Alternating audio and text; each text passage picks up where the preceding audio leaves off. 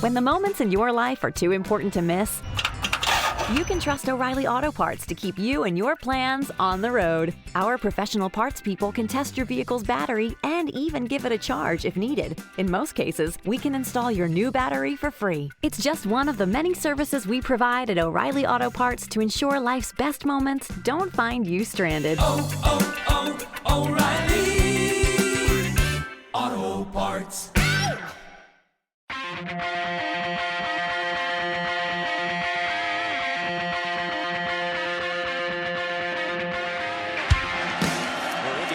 First down at 10 at their own 10-yard line. Tevin Coleman with some running room. Tevin Coleman down the sideline. Coleman, one man to beat. Tevin Coleman's going to go 90 yards, and Indiana takes the lead. Randall L. scrambles, started off the pitch, keeps it himself down the sidelines. He could go. Antoine Randall L. touchdown. Ward going to the single coverage, end zone. Touchdown! He hits Cooper again. Welcome to the Hoosier Happy Hour podcast. This is Michael Bragg here with the other hosts, Brandon and Seth. Seth is the one laughing in the background. Brandon and I, the voices are going to be awfully rough as we recap the big win over I'm doing quotation marks with my fingers, number 9 Illinois team at home. What did they come out to on the poll? 23 in the coaches polls, I think is what I saw. Well, the coaches poll's not until tomorrow, so the AP, so it must have been 23 in the AP. No, coaches is out, bud. Is coaches it? Is out. Is it? You hear my voice? Because IU got to 12 in the coaches poll. In the AP, they're 11. 23 in AP for the IU is 11. Yes. Seth, what's up?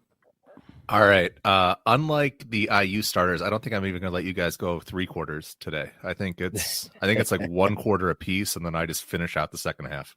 Yeah, I think we might get you to marketplace, and then I think I might just drop off and then just hang back. Let's get through it real quick.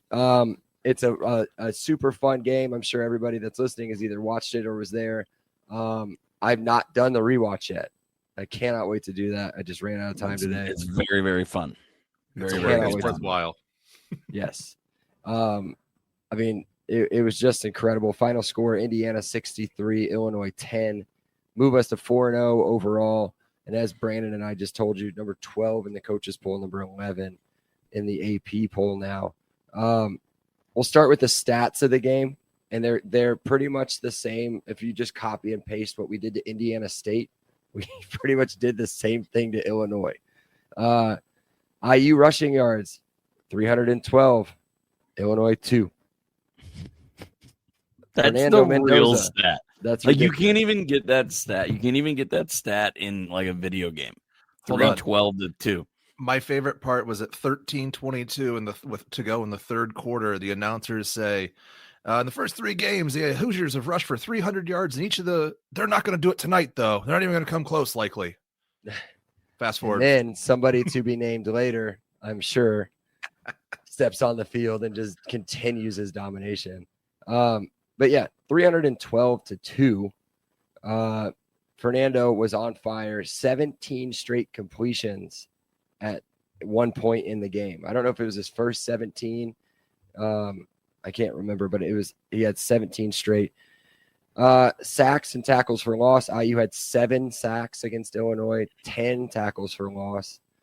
Third down conversions, IU 9 of 11, Illinois 1 of 10. Oof. And a new stadium attendance record of 56,088 people. You guys got any more? Any of those pop out to you? What are your big ones there? Yeah, so I mean, as far as stats go, what we went over in the preview was we had to make them not efficient, right? They went 1 for 10. We had to be efficient. We went 9 for 12 on 3rd and 4th down. We had to win the turnover margin. We were +1. We couldn't beat ourselves. Only 2 penalties. We had to win time of possession. We doubled them. Like literally everything that we talked about on Thursday, you just check every single box in the stat sheet. Every single one. So I mean, it's domination station. Yeah, it's wild to look at those stats and to look at just. I honestly we were overwhelming, like it was insane. Their offensive line was a complete mismatch. Our defensive line completely dominated anything that they tried to do on that side of it. It was incredible. Before we get into headlines, I also think it's important to pat ourselves on the back here. We hit almost every single thing in our pregame. Yeah. Yep. Even our key players. Every single thing. Check. It felt really good. You guys are doing a lot of checks, a lot of checked boxes and stuff with you guys. Do you guys want to add anything else? You guys have anything else in there, or do you want to? Yeah, I mean, so we wanted to stop Valentine, right? We said Valentine could not get any big rushes. He averaged 1.8 with a long of 6. We said Beatty could not get going. 2 catches for 13 yards. It wasn't even that. We knocked him out. I mean, he didn't want to play. He lost interest in the game after the second drive. Yeah. So I mean, again, like you said, like even the players that we said, hey, this is who we're going to be on the lookout. We can't have these players beat us. The game plan against that was remarkable. Yeah. So let's get your guys' like headlines and stuff around the bend here. What do you got, Seth? Sig gives Billama an enema. Oh my god! I mean, that was just a complete ass cleaning. Dude, it was every level: offense, defense, special teams, coaching situationally. It was a complete, thorough cleansing. So obviously, I didn't see this when I was at the game last night, but during my rewatch today, he was also like pouting on the sidelines. He threw a tantrum. He was bent over at least twice. His post-game comments, why would you ever say the words? He was just like, we weren't prepared. I mean, he just went ahead and he exposed himself pretty poorly. It was awesome. Hold on. I think that was Billama calling Sig daddy. There it is again. Oh my gosh. All right. Well, while Brandon's taking care of little dude over there, let me see. Get back over here. I didn't really have like much of a headline, so I just kind of had like I said, "What now?" Exclamation point, question mark, right? Like, what else are we supposed to do? It was the best game atmosphere I've ever been to at that stadium. That place was electric from an hour before kickoff. Thank you, South Bend weather, for delaying our kickoff a few minutes. But the students were completely packed an hour before the game started. Every song, every stupid t-shirt toss, right? Or like any on-field gimmick, everything was nuts, start to finish. And it was like pure perfection. That's pure perfection combined. And so the other thing was, and Brandon kept pointing this out, halftime, none of those students left. Not a single. They didn't get out of their seat. Like that place was crazy. And the team played like it. So Brandon, what do you have? What do you got headline wise? Turn your mic on. There you go. Well, first about the crowd. It was so loud there. It was amazing. That was the most fun I've ever had at a football game in my life. It was almost more impressive to watch it on TV. I mean, that place looked awesome. It really, really popped on screen. But as far as a headline, I don't have a headline. I have a GIF, and it's Kirk Cousins. You like that? Because everyone on game day, except Pat McAfee, picked Illinois. 78% of bets were on Illinois to cover. Every person you listened to was taking Illinois to either win or cover. And Indiana just shit all over Illinois. So it is just Kirk Cousins GIF. You like that? You That's like perfect. that. That is perfection. No, wait, I say perfection. Pure affection. All right, Seth. I'm gonna let you take over from here. But yeah, let's go. Let's hit the marketplace real quick, and then we'll do a promo. Yeah, I'm used to selling things, so I'll take you straight down to the market. So we're doing Indiana offense stock up first. Brandon, who you got? Again, I hope it doesn't become old. But Bragg heard me say it 400 times, yelling directly in his ear, but it's Debo Cooper.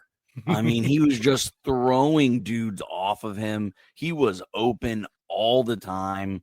Again, I know there's an obvious one because there's a certain player who happens to be number one in overall odds for something that I'm sure someone will get to. But for me, the stock for Debo Cooper just continued to go through the roof. I said on third or whenever we podcasted the preview, he was a second round pick. He sure is playing his way up into a first round pick if he continues to look like this on Saturdays.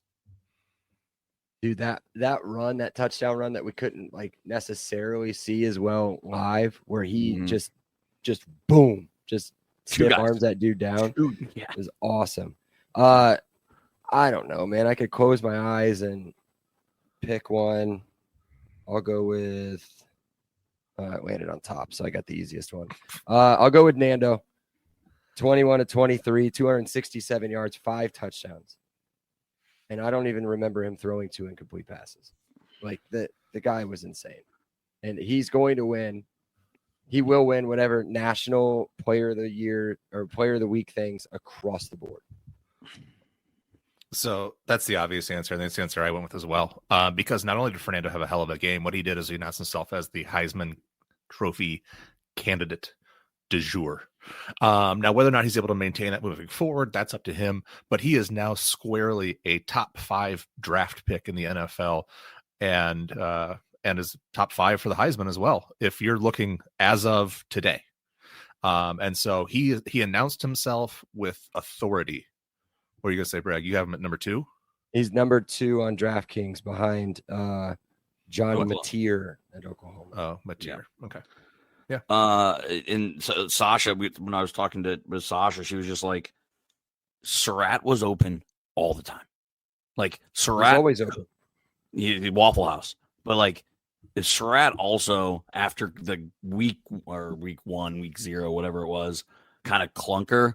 Oh my God, Surratt is back. And then, but honorable mention, kind of a deep honorable mention, Riley Nowatakowski. Or I mean, that run, I didn't know that boy could get up there. That he looked fast. Bragg, in your rewatch, it was an impressive run. Tight end screen. We talked about what tricks we're gonna have. What Shanahan gonna dial up? I did not have tight end screen as a play that was gonna run, and oh, was it beautiful. So that's my honorable mention. Let me hop in. My honorable mention is Pat Coogan, because on that play, he was one of the lead blockers about 6, 7, 8 yards downfield. And what was it? Java Man Illini or whoever the hell that guy is kept trying to tell me, oh, it was across the line of scrimmage. And I, shared it with him. And he's clearly in front of the red line. But, that was just one of those. Pat Coogan, he's a leader amongst men. He's one of those guys who really galvanized that offensive line. And they had some really stupid penalties yesterday, which were counterintuitive. They were able to overcome. But Pat Coogan, who, again, like you said with Surratt, kind of struggled a little bit in that first game, I felt like has come on strong. Yes. So I've got one honorable mention we haven't talked about, but there's also one that I had in my list that we didn't talk about in the true that I'm going to save that one for the next for last, but that one is the true meaning of stock up. Like your stock is at one place and now it's through the roof. But the first honorable mention I have, he had 10 carries, 89 yards. Seth, math. What's that average? 8.9. And a touchdown, and that's K'Wan Black. 6 points. Oh, sorry. Yes. K'Wan Black was my honorable mention. The second player on my list was Kobe Martin. Again, second straight game of leading the team in rushing. 12 carries, 107 yards. It's hard to do. It's hard to do, Seth. What's that math? I don't know. What was it? It's the exact same. It's 8.9 yards per carry and 2 touchdowns. Like, sorry. I know at that point they had died, like we had killed them, and they had just given up, but he looks like an absolute monster and a problem. So I'm going to blow my sack right now. That was one of the things I did a ton of research on. So Kobe Martin, back-to-back games, over 100 yards and 2 TDs. So I went in the Wayback Machine, went through all the game logs of all the decent running backs we've had since at least 2014. I went all the way back to Tevin Coleman. Nobody has had back-to-back 100-yard rush games with 2 TDs. And it's originally he was the 4th string running back. And he's still 3rd. Yeah. So Kobe Martin, hell of a job. I do want to call out Brandon for saying that he will not play. Yeah. He Yeah. did say that. That And was as a soon whiff. as he came in, I was like, Kobe. And he just looks, for somebody that I would say 90% of the fan base had no idea who he was or was even on the team. He's so impressive. He is so impressive. I'll just say We'll when see if he can continue to build. I was at the Mudsock game when he was playing Indiana State, and there was I was with a lot of the Fishers coaches and staff who'd worked with him. Not a single one of them was surprised. Not a single one of them was like, "Oh, damn!" They were all like, "Yeah, that sounds about right." I'm like, "He hasn't played this year," and they're like, "No, we just knew that if he got touches, he'd be great." Mm-hmm. All right, so Seth, hold on just a second.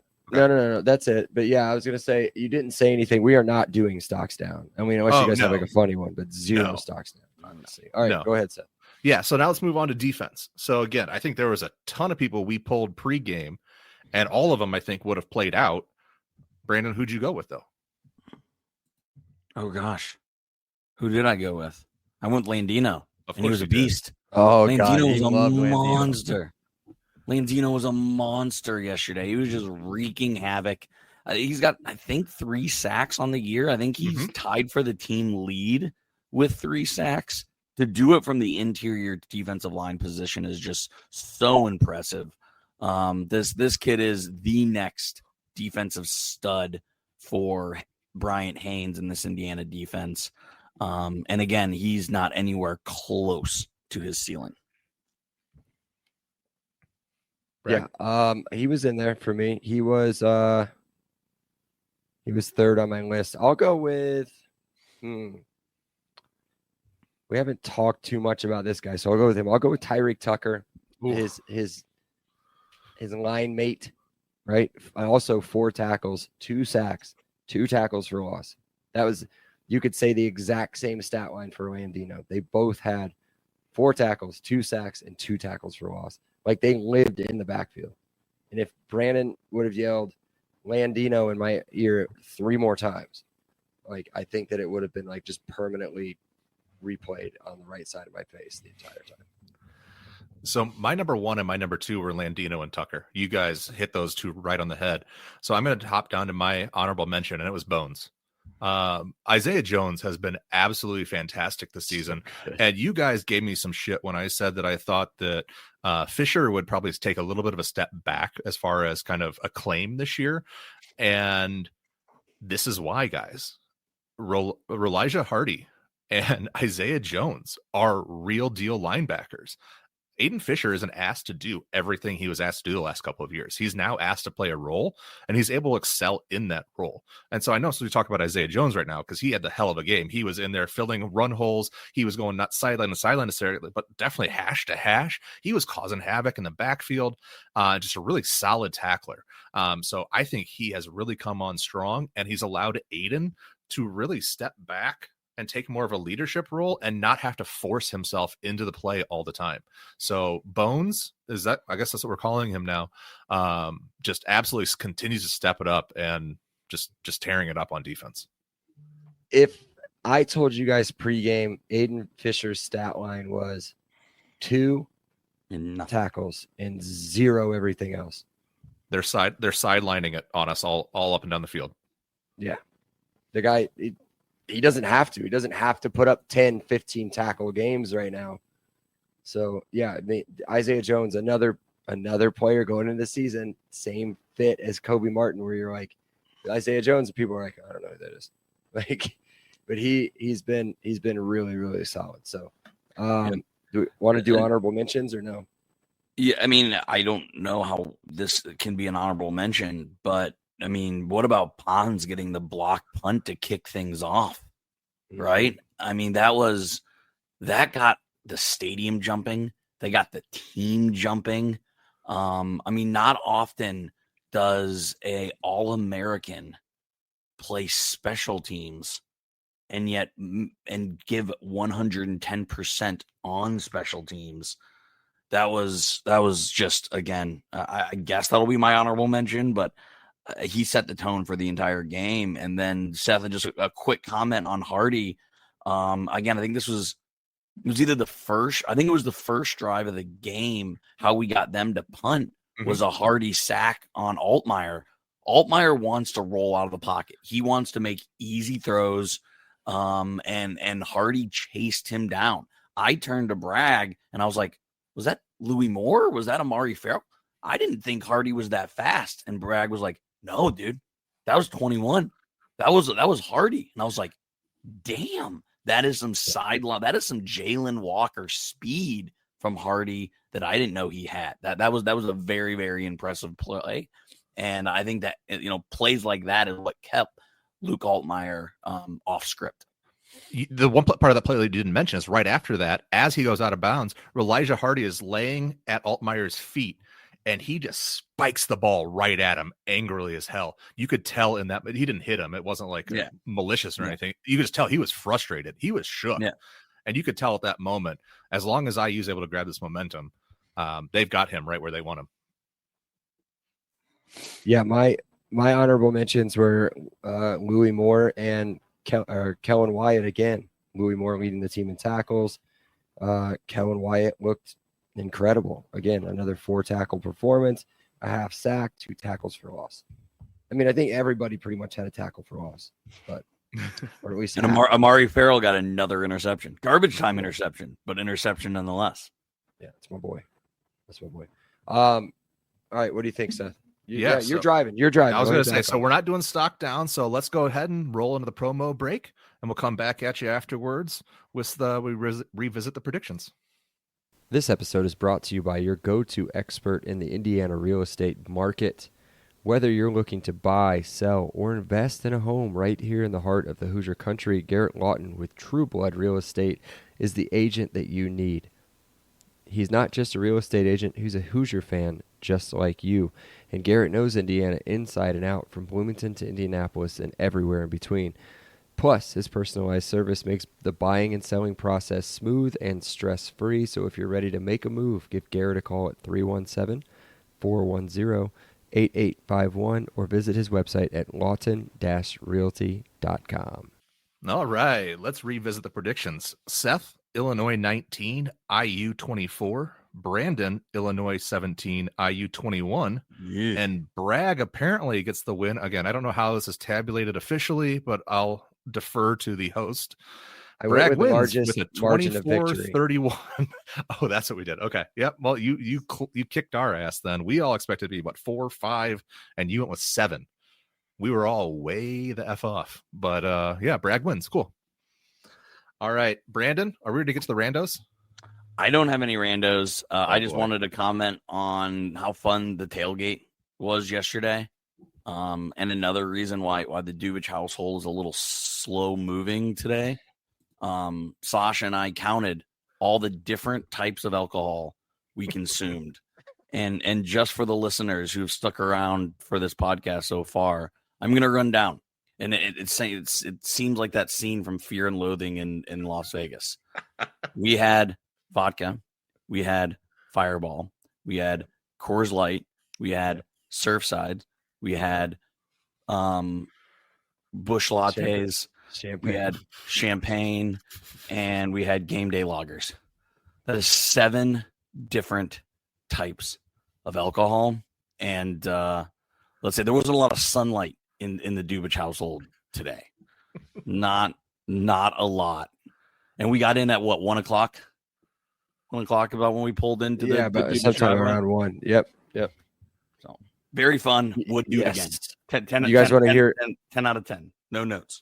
You guys want to hear my story? Oh, Okay, never mind. No. Oh no, I just saw James. I think James Conner's leg just got snapped in half. That's what I was freaking out I about. just assumed Caleb Williams did something terrible, and you were trying to No. save yourself from. You guys are at halftime right now. Okay. Here's how mine went. So obviously we all go back to Brandon's. It's where the truck goes. I could take an Uber from there to the house. Not that far away. I get there. I start dozing off right as I'm getting ready to pull up to the house. Perfect timing. I get out. Cool. Get in the garage. Go to the door. Door's locked. And I'm like, I don't have keys. Like what's? And we keep, something somewhere. It's a big garage. Good luck trying to find it if you ever get to my house. But we keep something somewhere that has a key in it for me to get in. I reach for it. It's not there. The whole thing is not there. Not the key's not there. The whole thing is missing. So I go check. The van is there. I check in the van for some keys. No keys. I call my wife 19 times. Oh my God. Doesn't answer the phone. I try to find my iPhone her, and I don't know if it's like because Apple's like it's 2:00 in the morning. We're not doing this shit. And so that didn't work. And so then oh yeah, dude, he's getting taken off on a car. I'm pretty sure it's snapped in half. Where was I going? Oh, so then we have these like, I don't know, we got these like LED light things and in our room. And so I turn them on with my phone into like this flashing, like crazy thing, like hoping to try to like wake her up. None of it works. And so I just go to the van, sit in the driver's seat, tilt the seat all the way back, and fell asleep. She finally came out and got me at like almost 3:00 in the morning. Oh my Yeah. God. So, and she said it took her 12 hays to get me to get out and get into bed. So there you go. That might be the most I've ever drank at a tailgate post college. I feel good. I feel all right. It's just my voice is terrible. I don't feel good. It was fun. I wouldn't. Again, we played beer pong. We played boom cup. We did everything. We didn't do dizzy bats. The only thing we didn't do. Yeah, still, dizzy bats. Still broke your plenty. TV like 3 times. No, TV completely works. Functional TV did not break at all. We weren't able to stream the Notre Dame versus Purdue game. Everyone wanted to watch that.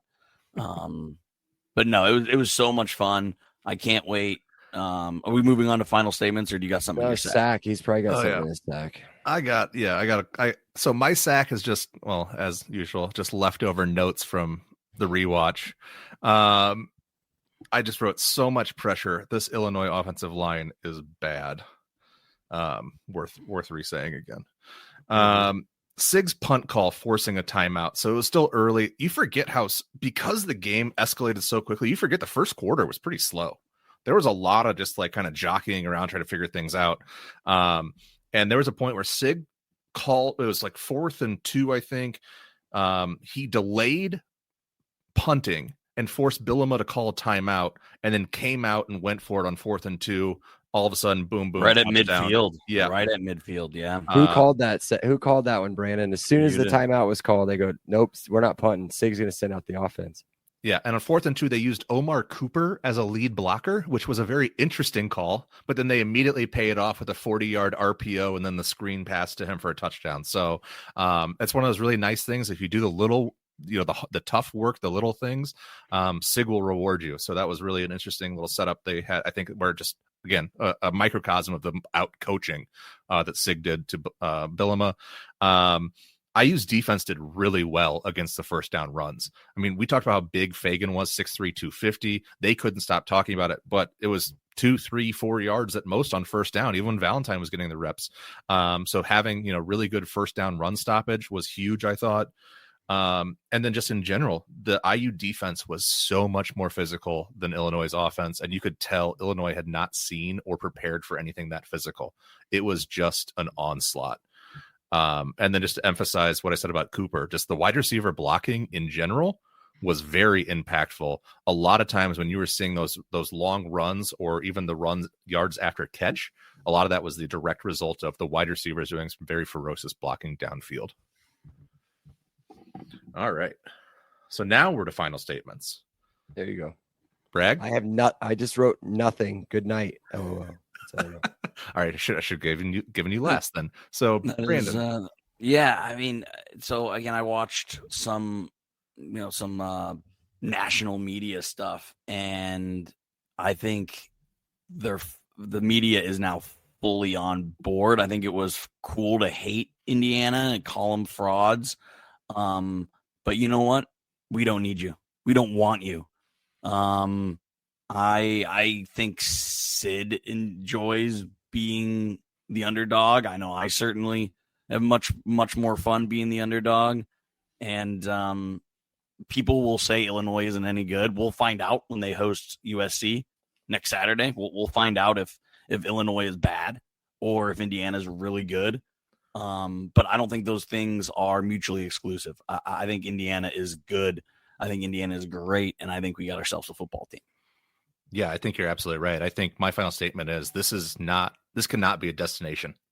This cannot be the pinnacle of the year. This has to be a stepping stone for greater things.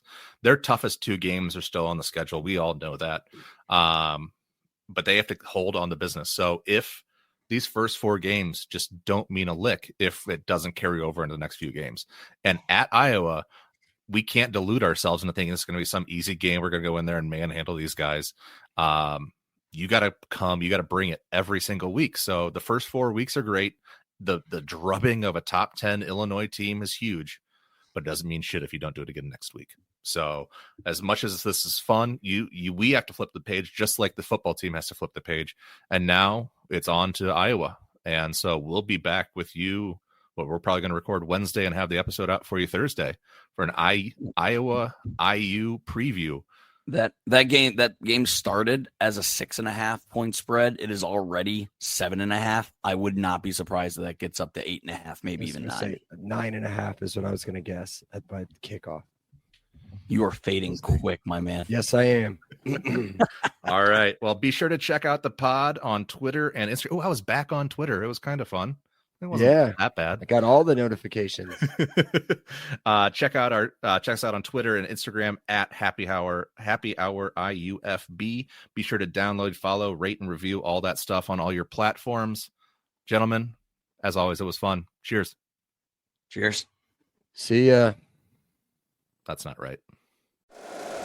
If you like the show, please take a moment to rate, review, and subscribe. It really does help the show to grow. Thank you for listening.